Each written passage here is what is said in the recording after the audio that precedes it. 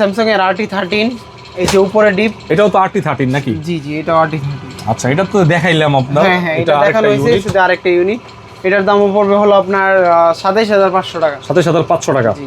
ওকে। এই যে স্যামসাং এর এটা হলো আরেকটা, এটা একটু হলো গিয়ে স্টাইলিশ হ্যান্ডেল। এবং এটা কিন্তু নতুন ফ্রিজ। আপনাদেরকে বারবার বলছি, স্যামসাং হচ্ছে অনেক বড় একটা জায়ান্ট ব্র্যান্ড, আপনারা অনেকেই জানেন। সো যারা হচ্ছে স্যামসাং নেবেন ডিসকাউন্ট প্রাইসে নতুন ফ্রিজ, তাদের জন্য এই ফ্রিজগুলো দেখাচ্ছি, আপনারা অর্ডার করতে পারেন। এটার প্রাইস পড়বে হলো 31500 টাকা। 31500 টাকা। জি, আরো 31 করে দিবে নাকি? হ্যাঁ, আরো কম দেবে। ঠিক আছে।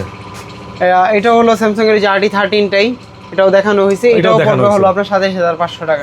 তাহলে ওটা যে 25000 বললাম, ওইটার দামটা একটু কম, ওইটার মধ্যে একটু দাগ বেশি, এই কারণে দাম কম। স্টক লটের প্রোডাক্টের মধ্যে দাম মানে কোয়ালিটি, মানে আপনার তোমার হচ্ছে কোয়ালিটির উপরে ডিপেন্ড করে নাকি? দাগের উপরে একটা দাগ বেশি পড়লে ওটার দাম একটু কম থাকে, কম জায়গা নাকি? আচ্ছা, এটা হচ্ছে 27000 টাকা নাকি? জি।